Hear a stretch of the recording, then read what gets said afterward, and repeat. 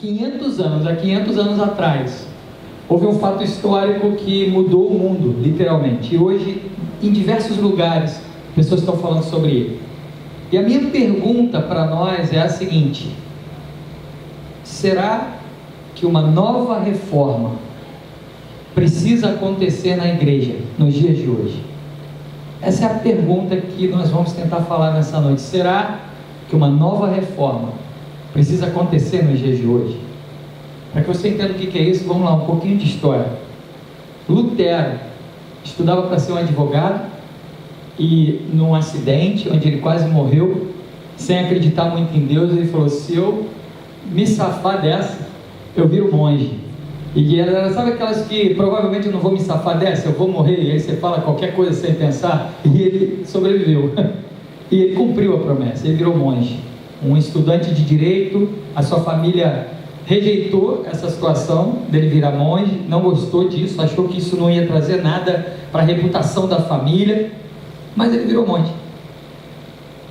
E no meio desse momento, ele teve algumas revelações muito claras de quem era Deus. Lutero não foi um herói. A gente fala da reforma protestante como se Lutero fosse uma pessoa mega importante. Na verdade, Lutero foi a ponta de um iceberg. No dia 31 de outubro de 1517, ele pregou em uma igreja que ficava em frente a um castelo, em Wittenberg, na Alemanha, 95 teses. Isso ficou conhecido mundialmente. Mas o escândalo não foi esse, porque esse castelo, esse lugar, nesse lugar era comum pregar projetos, pregar teses, pregar ideias. Pessoas iam lá, estudantes que estudavam ali perto, iam lá pregar as suas ideias revolucionárias, reformadoras. Então não foi aquilo ali que trouxe tudo o que nós vivemos hoje. Na verdade, desde 1328, 200 anos atrás, pessoas em vários lugares começaram a se indignar com uma realidade que a igreja estava vivendo. Não só na Alemanha, na França, na Suíça, e a gente começa a acompanhar nomes isolados que começam a se revoltar. E essa é a primeira lição para nós nessa noite, porque nossa intenção não é que você saia daqui sabendo mais de história, mas que você saia daqui respondendo a uma pergunta: a reforma precisa acontecer, e o que ela deve, qual é a influência dela na minha vida hoje, em 2017? E a primeira pergunta, a primeira coisa que a gente aprende está aqui. 200 anos antes do que nós chamamos de reforma protestante, pessoas já estavam lutando por isso. Essa é a primeira coisa que nós devemos pensar nessa noite. Talvez você esteja fazendo coisas na sua vida que você mesmo não dá valor, acha que não vai dar em nada. Coisas que a princípio você clama sozinho: eu já falei, eu já tentei, eu já fiz, eu já aconteci, minha família não muda, meu marido não muda, minha mulher não muda, a minha igreja não muda, está tudo errado, como é que a gente vai resgatar? E às vezes isso tem desanimado você.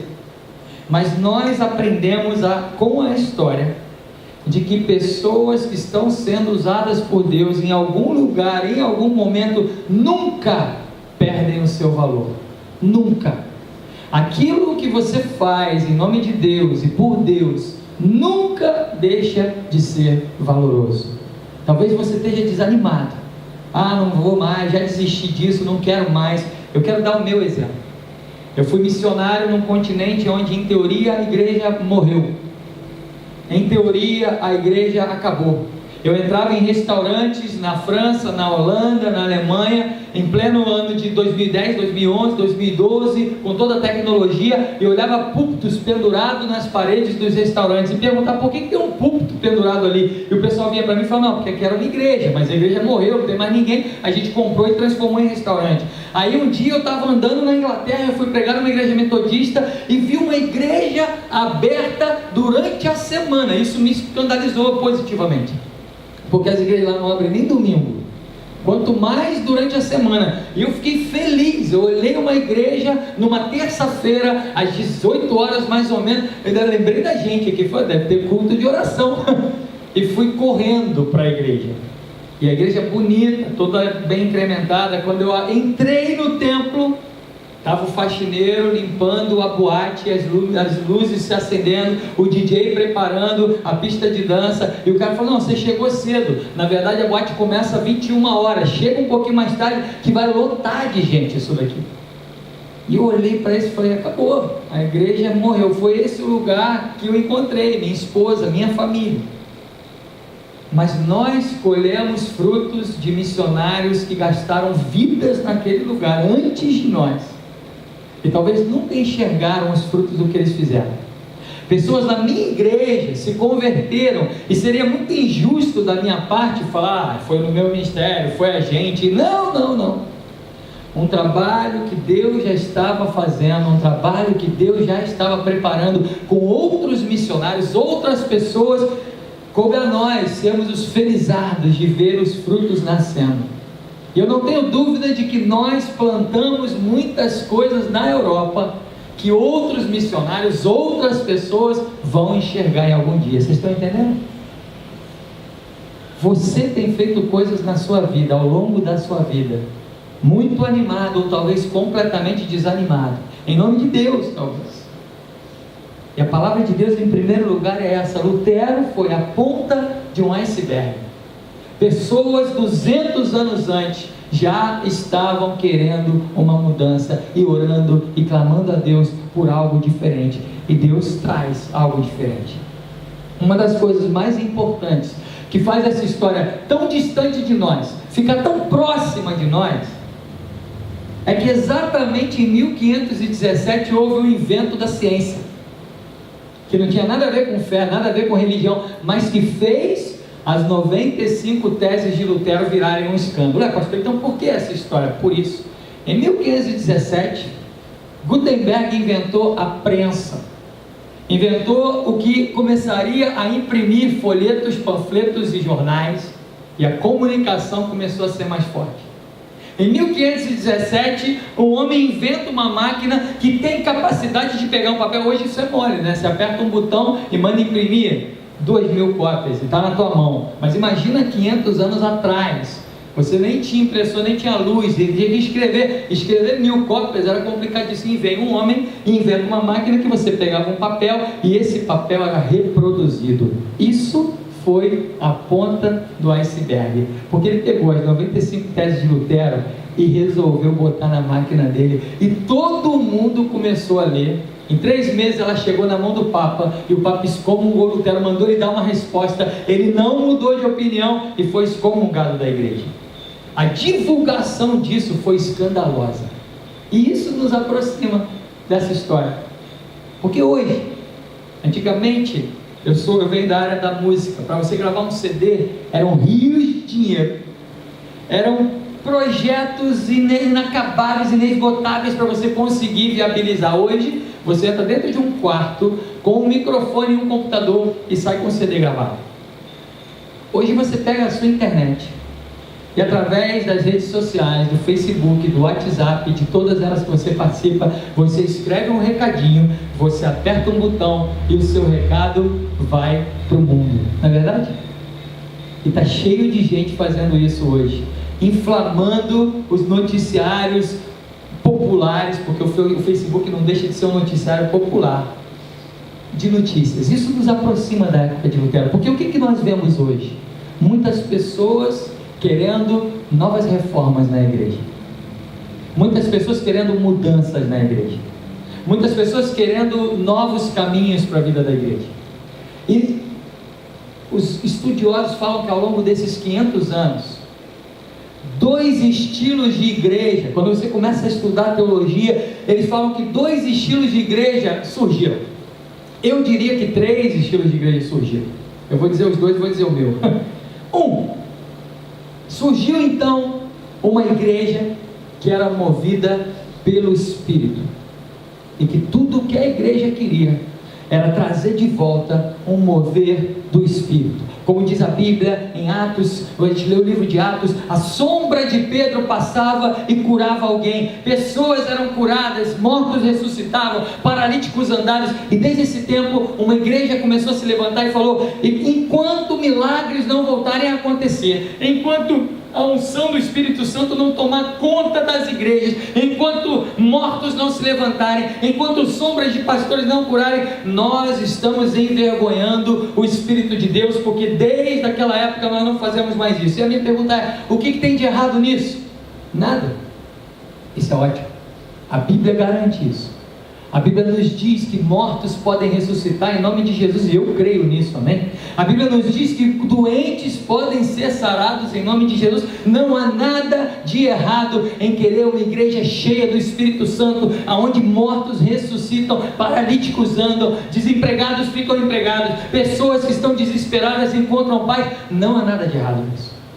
Ao mesmo tempo, um outro estilo de igreja foi criado, que ao longo da história tem caminhado em paralelo. Uma igreja que quer que a palavra seja a prioridade.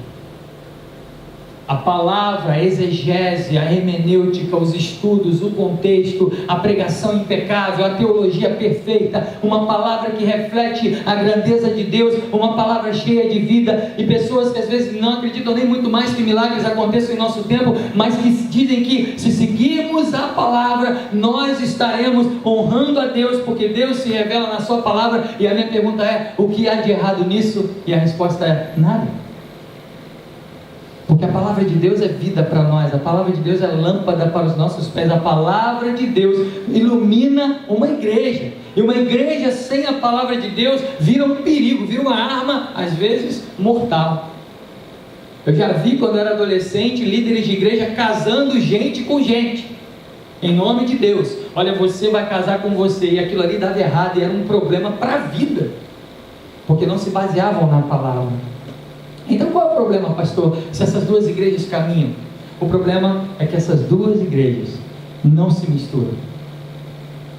Igrejas hoje querem só o mover do Espírito, mas não se importam com a sua palavra, e trazem confusão para dentro das igrejas, trazem problema, trazem brigas de hierarquia. Quem é batizado com o Espírito Santo, quem fala em línguas, quem tem algum tipo de dom diferente, se torna alguém mais importante na hierarquia das igrejas. Isso destrói o Evangelho. Outras igrejas que enfatizam tanto a palavra, que viram verdadeiras aulas de história, de teologia, mas perdem a vida, perdem a possibilidade de alguém se ajoelhar no altar e falar: Senhor, cura a minha alma, eu estou desesperado, eu não conheço o teu livro, eu nunca li a Bíblia, mas eu quero conhecer você. A verdade, queridos, é que na época de Jesus, onde a igreja mais crescia, a Bíblia que nós lemos hoje, o Novo Testamento, não existia. Uma geração viveu, cresceu e experimentou milagres, experimentou bênçãos de Deus sem a Bíblia que nós lemos hoje, porque as cartas, o Novo Testamento foi escrito 50, 60, 70 anos depois. E isso gera o terceiro tipo de igreja. Os teólogos falam que tem dois, eu falo que tem três. Hoje a coisa está tão confusa que existem igrejas que não querem nem a palavra e nem os sinais. Igrejas onde as pessoas se encontram, ação social é feita, eventos sociais acontecem, amizades se estabelecem, famílias se consolidam, núcleos são agradáveis, mas a palavra não está lá, e os sinais também não estão lá. Falam de política, falam de ação social, falam de cura às vezes, falam de dinheiro, de prosperidade, mas não falam do Evangelho. Os reformadores lutaram por 5 pontos que eles acreditavam que precisavam mudar na Igreja Católica. A reforma nunca veio como uma divisão, a reforma veio como uma proposta de mudança dentro de uma igreja. Esses 5 pontos são eles: sola fide, que significa somente a fé.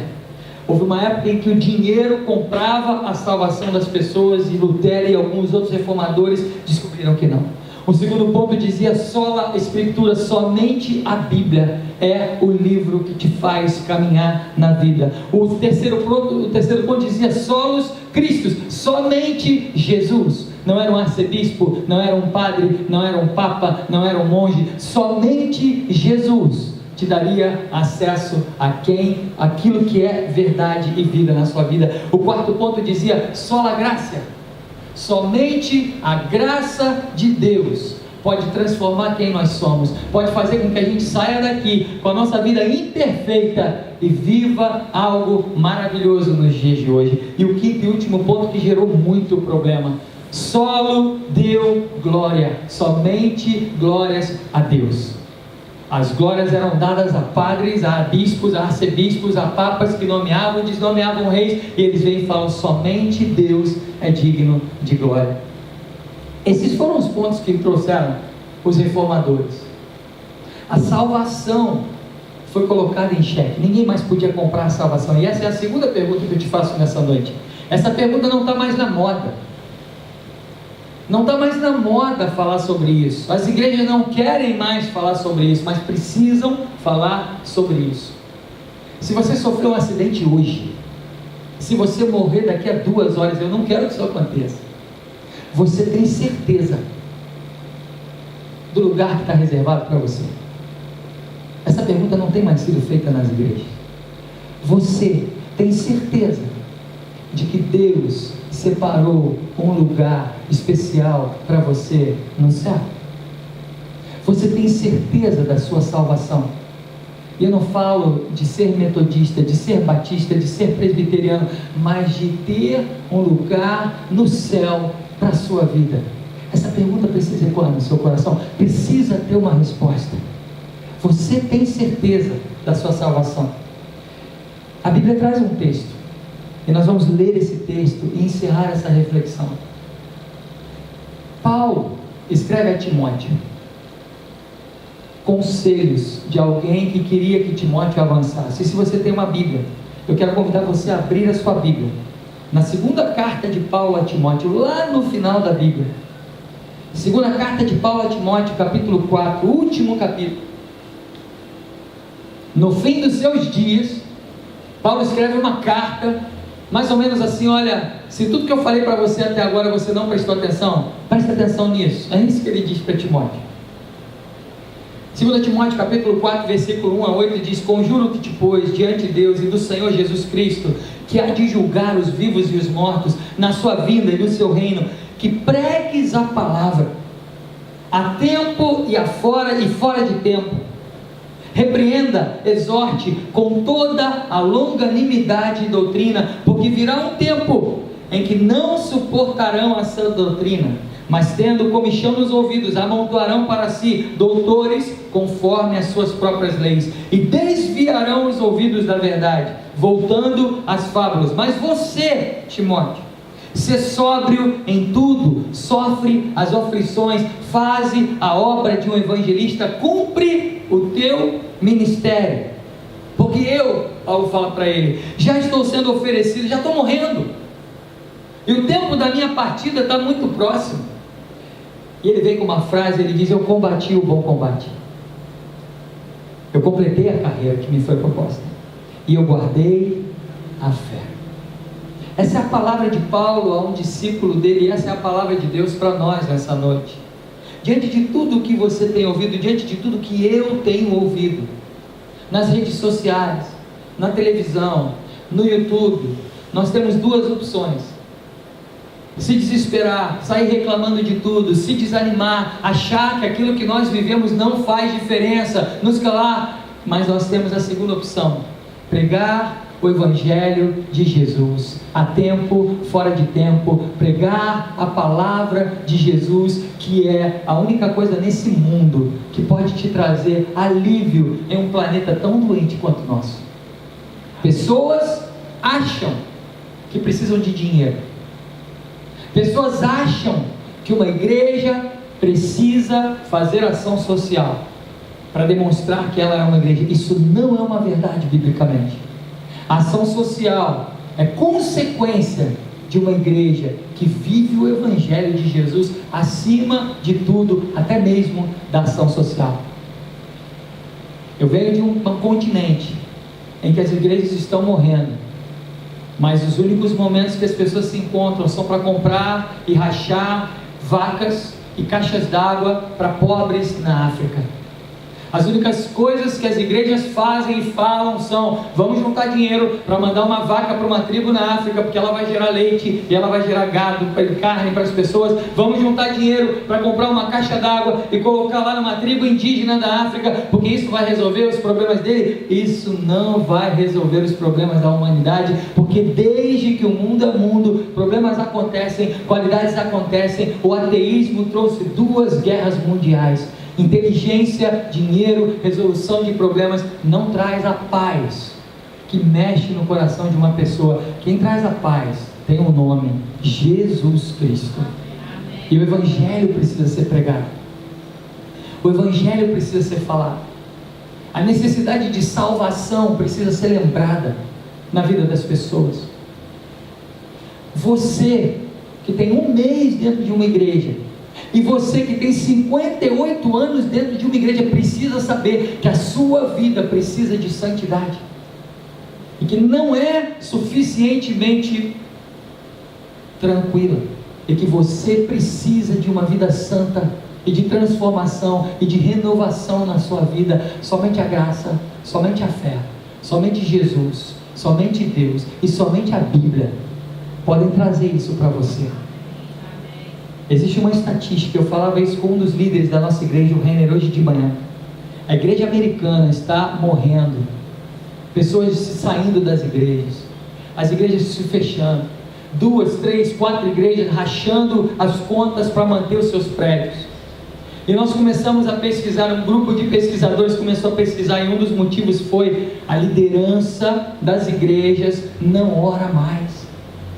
Sabe qual é a média que um líder, eu não estou falando de um cristão, eu estou falando de um líder, um pastor americano, gasta em oração por dia? Eu não estou falando de um novo convertido, eu não estou falando de alguém que não conhece a Bíblia, eu estou falando de um líder. A média diária de oração que os líderes em estatística comprovaram despender por dia é de 4 minutos.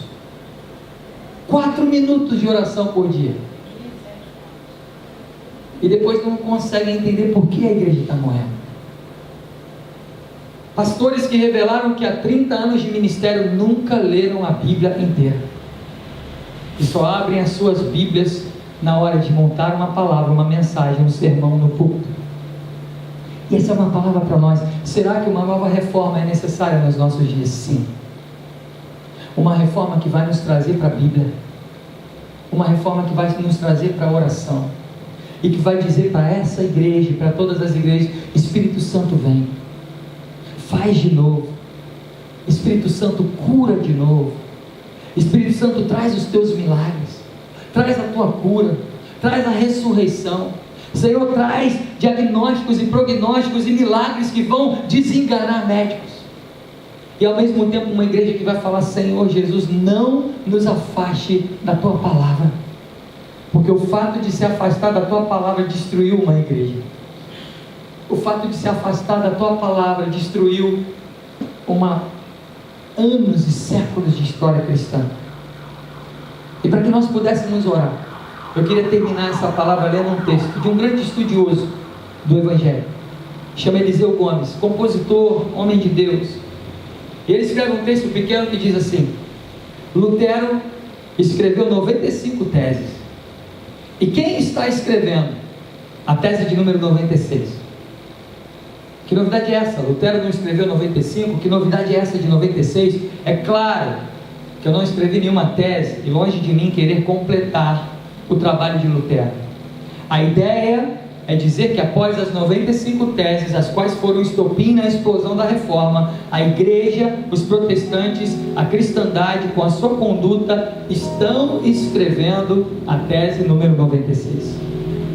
Para a sua maior surpresa, nós somos coautores dessa tese. Nós estamos escrevendo com o nosso testemunho de vida. E eu agora faço 2 perguntas. A primeira: o que a reforma fez com você? E o que você está fazendo depois da reforma? Após 500 anos, como está a igreja? Aprendeu que o justo viverá pela fé? Ou as indulgências voltaram com outros nomes?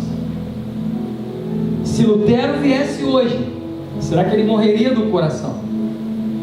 Além disso, aonde está o espírito destemido de um povo que morreria por amor a Cristo? Qual é a tese de número 96? O que você está escrevendo?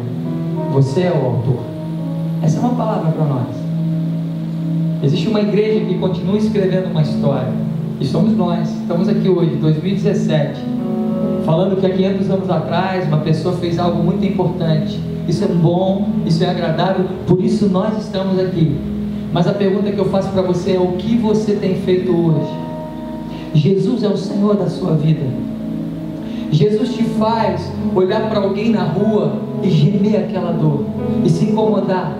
Jesus, não uma regra religiosa, Jesus te faz querer fazer ações sociais, querer combater a injustiça, querer combater a corrupção. Jesus te faz não dar R$40 na mão de um guarda, porque se você não der, os seus pontos na carteira vão subir. Jesus tem feito isso na sua vida. Qual é a tese de número 96 que você está escrevendo?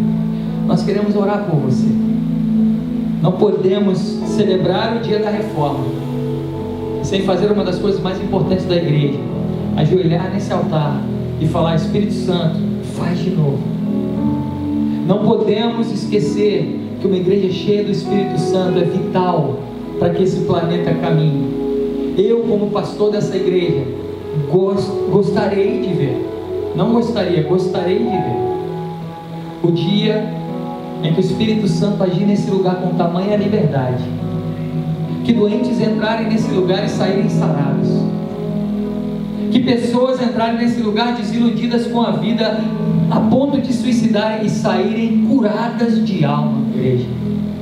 E também amarei ver uma igreja que é comparada com uma igreja de Bereia. Diz a Bíblia em Atos 17 que Paulo encontrou uma cidade e disse que essa cidade era mais nobre do que as outras. Essa cidade era Bereia, e ele disse que eles eram mais nobres não porque eles tinham mais dinheiro, não porque eles eram mais cultos teologicamente, mas porque tudo o que Paulo falava eles liam na Bíblia para ver se condizia. Eles pegavam as escrituras.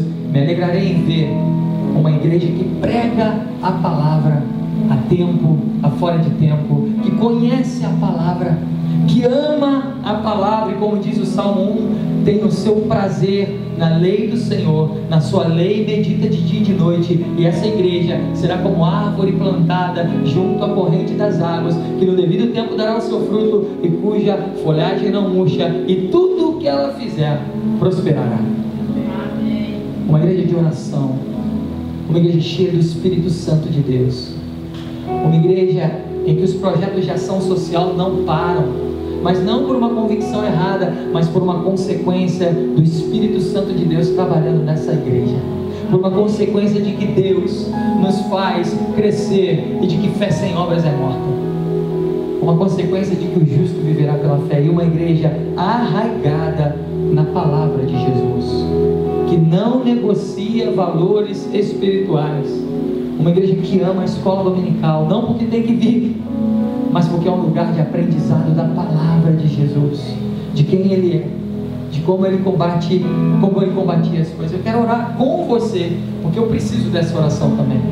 Nós precisamos de uma reforma, mas nós não queremos falar mal da igreja. Eu amo a igreja, e aliás, se Jesus Cristo não amasse a igreja, ela já teria acabado há muito tempo.